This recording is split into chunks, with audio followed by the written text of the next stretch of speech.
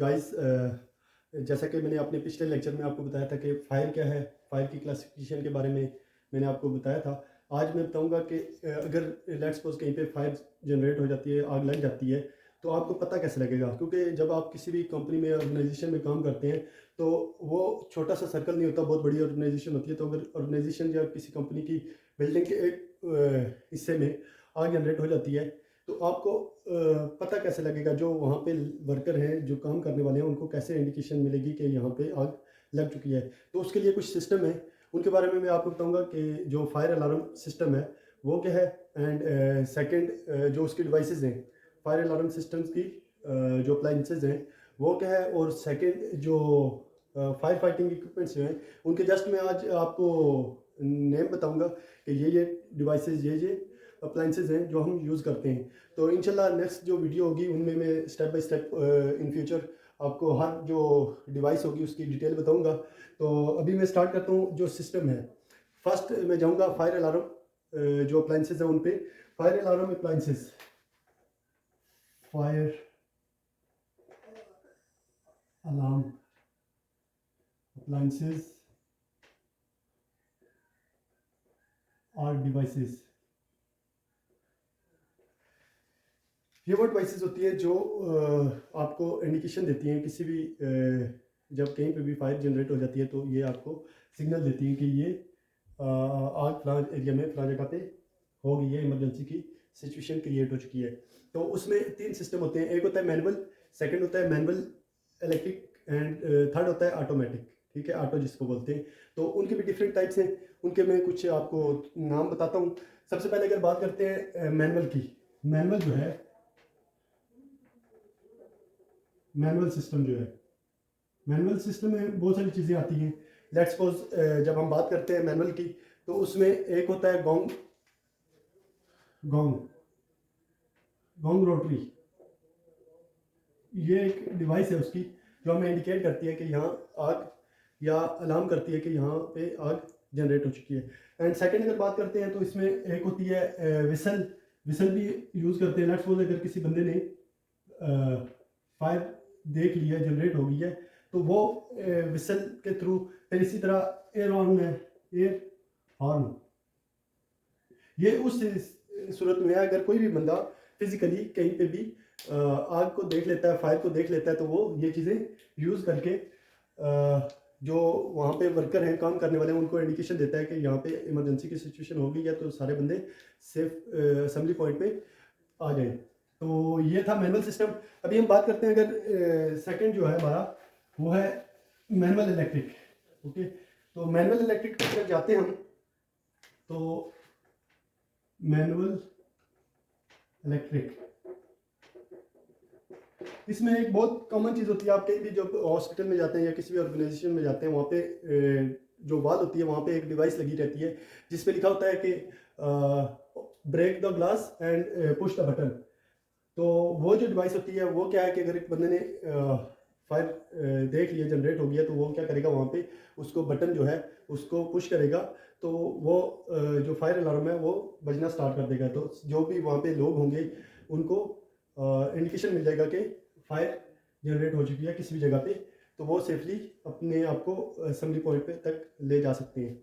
And इसके बाद अगर बात करते हैं, एक और है ऑटो, जो मेन इंपॉर्टेंट टॉपिक है इसमें। ऑटोमेटिक जो सिस्टम है उसमें बहुत सारी चीज़ें आती हैं। थ्री टाइप से ऑटोमेटिक फायर डिटेक्टर आते हैं। ऑटोमेटिक सिस्टम, जब हम ऑटोमेटिक सिस्टम की बात करते हैं तो फायर जो जहाँ पे भी जनरेट हो रही है, तो वहाँ पे तीन चीज़ें हैं वो आपको इंडिकेशन देती हैं। उसमें सबसे पहले आता है ऑटो सिस्टम में। अगर हम बात करते हैं तो ऑटो सिस्टम में सबसे पहले क्या आ जाता है, स्मोक डिटेक्टर। ये नॉर्मली बहुत कॉमन चीज़ है, स्मोक फायर डिटेक्टर। ओके, इसके बाद आ जाता है हीट डिटेक्टर। इनकी भी डिफरेंट टाइप्स हैं। मैंने जैसे कि आपको बताया कि आगे स्टेप बाय स्टेप जैसे हम आगे चलेंगे तो मैं इनकी फुल डिटेल, जैसे स्मोक डिटेक्टर हो गया, हीट डिटेक्टर हो गया, हीट डिटेक्टर पे, एंड इसी तरह थर्ड जो आता है वो फ्लेम डिटेक्टर होता है, फ्लेम डिटेक्टर। ये इनकी आगे बहुत सारी टाइप्स हैं इनकी भी। जैसे कि अगर आप फ्लेम डिटेक्टर को देख लें, इसमें एक होती है अल्ट्रा वायलेट, एक होती है इंफ्रारेड, ठीक है। तो ये जो टाइप्स है इनकी, आगे स्मोक डिटेक्टर जो है, जैसे हीट डिटेक्टर हो गया, फ्लेम डिटेक्टर हो गया, उन पे मैं सेपरेट सेपरेट वीडियो बनाऊंगा, तो इंशाल्लाह वो आपके लिए हेल्पफुल होगी। ये जो थी मैंने आपको लिखवाई है फायर अलार्म सिस्टम में, उसमें 3 सिस्टम थे। एक था मैनुअल सिस्टम, सेकंड था मैनुअल इलेक्ट्रिक, थर्ड जो था ऑटोमेटिक सिस्टम, ठीक है। अभी हम जाएंगे फायर की जो है इस पे फायर फाइटिंग अप्लाइंसेज में हम कौन कौन C fire fighting appliances use करते हैं। तो फायर फाइटिंग अप्लाइंसेज की जब हम बात करते हैं तो कुछ चीज़ें हैं जो हमारे दोस्तों को, जो हमारे दोस्त हैं उनको पता भी होगा, लेकिन जो चीज़ें आपको नहीं पता तो वो इंशाल्लाह आज कवर हो जाएगी। और नहीं भी हुई तो हर एक चीज़ पे मैं next step by step video बनाऊंगा, तो इंशाल्लाह आपके लिए हेल्पफुल होगा। फायर फाइटिंग अप्लाइंसेस, अप्लाइंसेस बोल सकते हैं, डिवाइसेस बोल सकते हैं, कुछ भी आप जो सूटेबल लगे वो वर्ड यूज कर सकते हैं, ठीक है।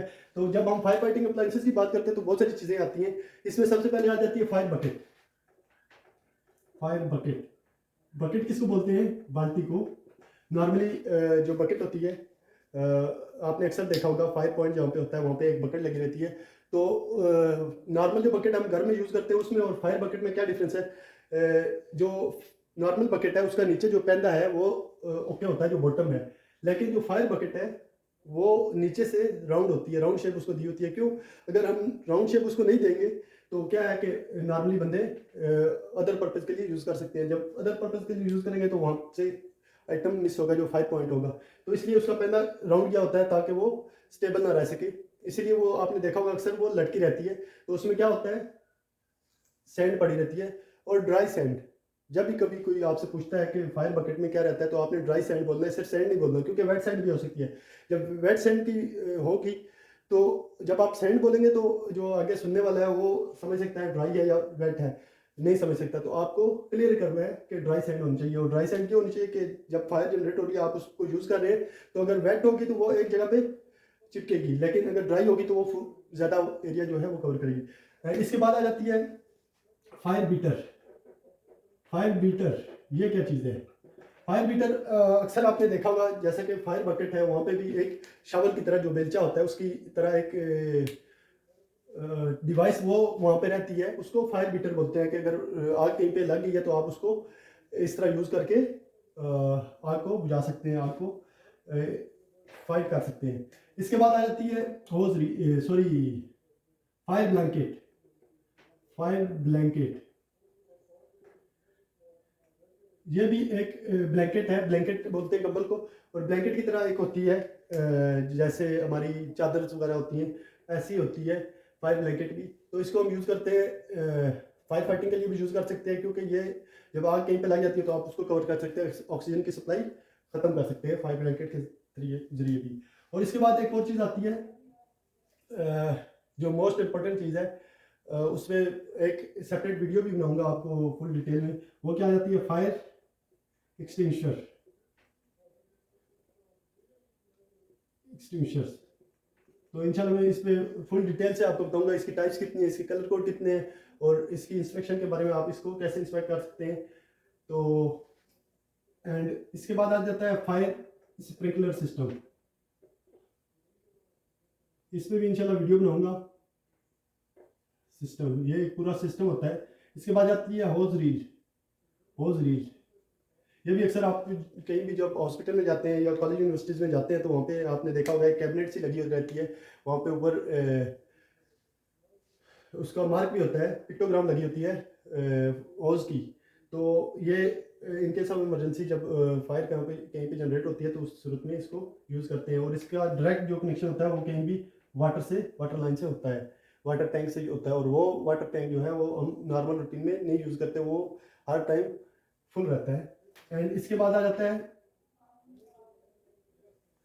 फायर स्प्रिंकलर का, मैंने आपको बता दिया। एक और मेन चीज़ है फायर फाइटिंग में, वो बड़ी इंपॉर्टेंट चीज़ है काउंटर फायर। काउंटर फायर क्या है? What is counter fire? Maximum लोगों को नहीं पता होगा काउंटर फायर है क्या। अक्सर क्या होता है कहीं भी जहाँ पे लेट्स सपोज अगर फॉरेस्ट में कहीं पे आग जनरेट हो जाती है यहाँ पे लेट्स सपोज आग जनरेट हो गई है, ठीक है। तो इस आग का फ्लो जो है वो इस तरफ है, इस तरफ जा रही है। तो क्या करते हैं, ये पूरा एरिया है आगे जो इसकी जद में आ सकता है।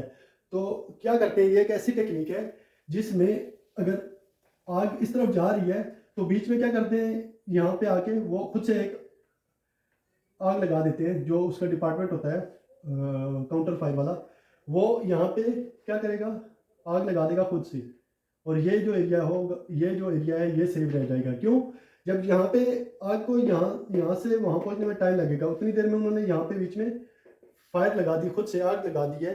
तो क्या होगा, जब ये आग चलती हुई यहाँ पहुँचेगी तो यहाँ से क्या होगा, आगे से आग पहले ही लग चुकी होगी, तो यहाँ से आगे जंप नहीं कर सकेगी। क्यों, यहाँ पे जो फ्यूल है वो ऑलरेडी पहले ही कंज्यूम हो चुका है। तो फ्यूल ना होने की वजह से, इसको फ्यूल की प्रॉपर सप्लाई ना मिलने की वजह से ये जो एरिया है, ये हमारा एरिया सेव हो जाता है। ये जो टेक्निक है, इस टेक्निक को हम कहते हैं काउंटर फायर। तो दोस्तों, ये थी कुछ devices, appliances, fire alarm and fire इसकी